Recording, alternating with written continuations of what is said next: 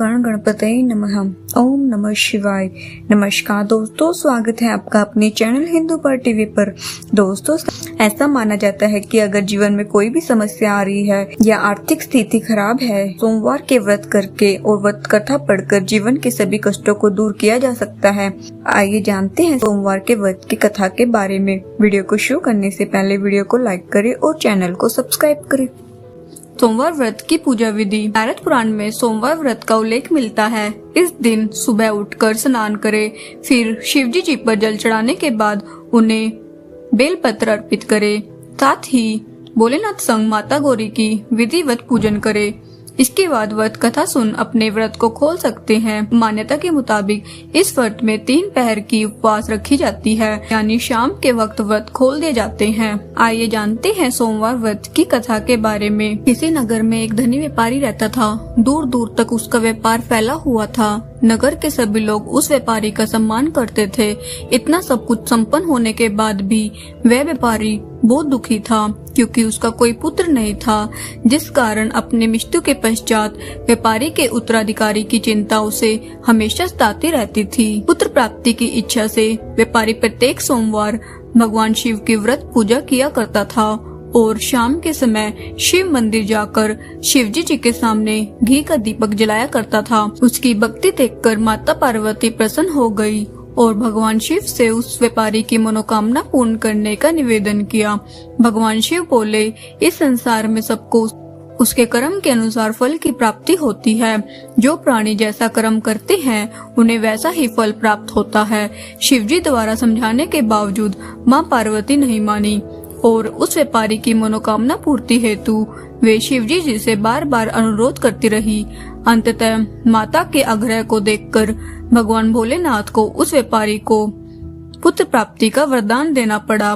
वरदान देने के पश्चात भोलेनाथ माँ पार्वती से बोले, आपके आग्रह पर मैंने पुत्र प्राप्ति का वरदान दे तो दिया, परंतु इसका यह पुत्र 16 वर्ष से अधिक समय तक जीवित नहीं रहेगा।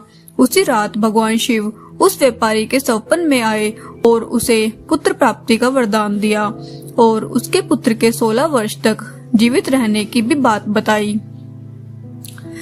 भगवान के वरदान से व्यापारी को खुशी तो हुई, लेकिन पुत्र की अल्पायु की चिंता ने उस खुशी को नष्ट कर दिया। व्यापारी पहले की तरह सोमवार के दिन भगवान शिव का विधिवत व्रत करता रहा।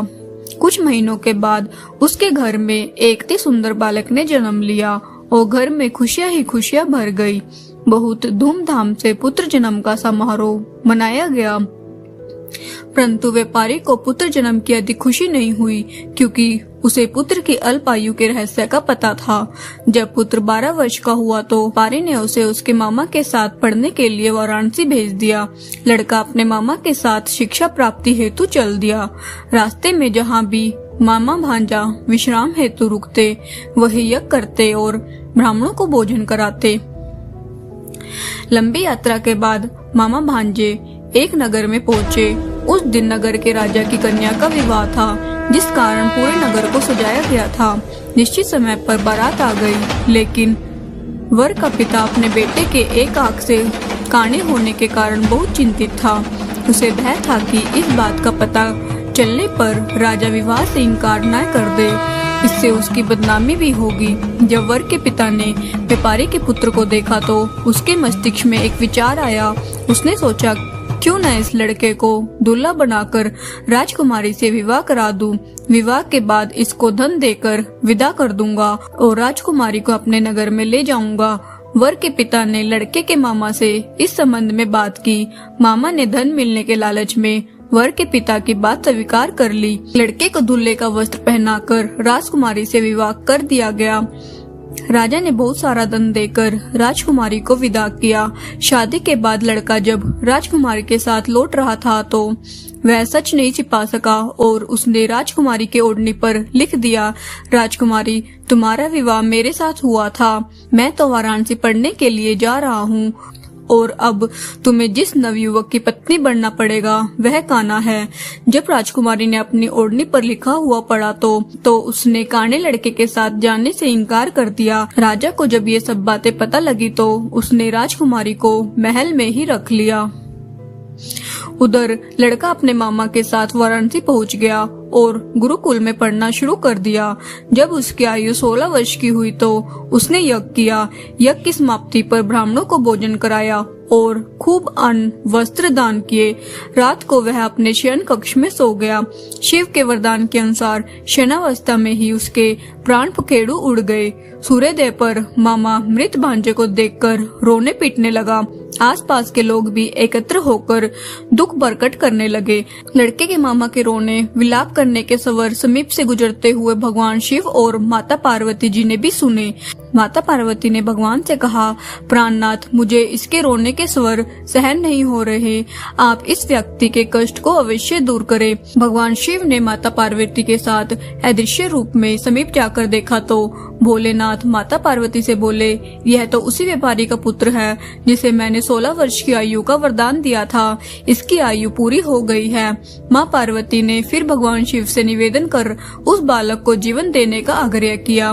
माता पार्वती के आग्रह पर भगवान शिव ने उस लड़के को जीवित होने का वरदान दिया और कुछ ही पल में वह जीवित होकर उठ बैठा।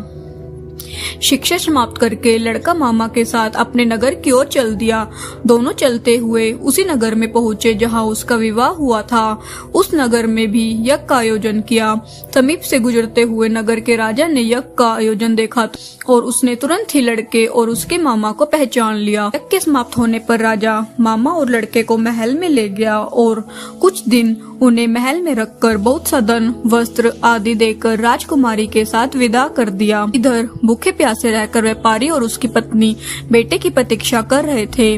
उन्होंने प्रतिज्ञा कर रखी थी कि यदि उन्हें अपने बेटे की मृत्यु का समाचार मिला तो दोनों अपने प्राण त्याग देंगे। परंतु जैसे ही उसने बेटे के जीवित वापस लौटने का समाचार सुना तो वह बहुत प्रसन्न हुआ। वह अपनी पत्नी और मित्रों के साथ नगर के द्वार पर पहुंचा। अपने बेटे के विवाह का समाचार सुनकर पुत्र वधू राजकुमारी को देखकर उसकी खुशी का ठिकाना ना रहा। उसी रात भगवान शिव ने व्यापारी के सौपन में आकर कहा, हे श्रेष्ठी, मैंने तेरे सोमवार के व्रत करने और व्रत कथा सुनने से प्रसन्न होकर तेरे पुत्र को लंबी आयु प्रदान की है। पुत्र की लंबी आयु जानकर व्यापारी बहुत प्रसन्न हुआ। शिव भक्त होने तथा सोमवार का व्रत करने से व्यापारी की सभी मनोकामनाएं पूर्ण हुई। इसी प्रकार जो भक्त सोमवार का विधिवत व्रत करते हैं और व्रत कथा सुनते हैं, उनकी सभी इच्छाएं पूरी होती है। जय बोलो भोलेनाथ की जय।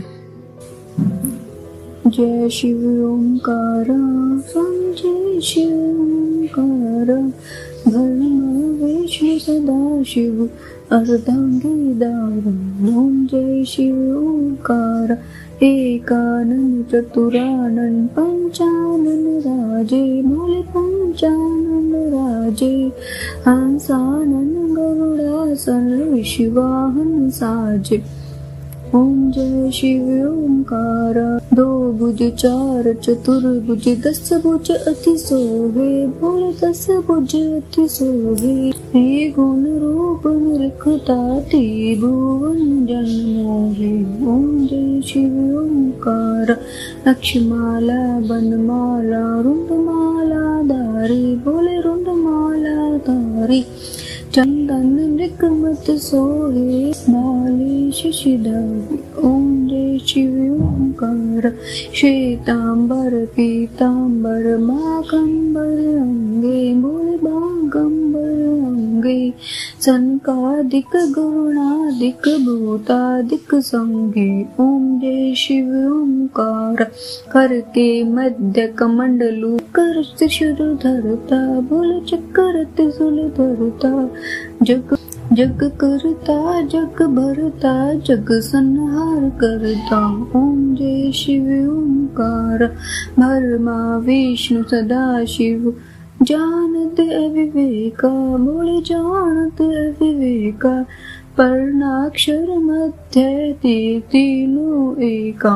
ओम जय शिव ओंकार, त्रिगुण शिव जी की आरती, जो कोई नर गावे, बोले जो कोई नर गावे, कहते शिवानंद स्वामी मनवांछित फल पावे।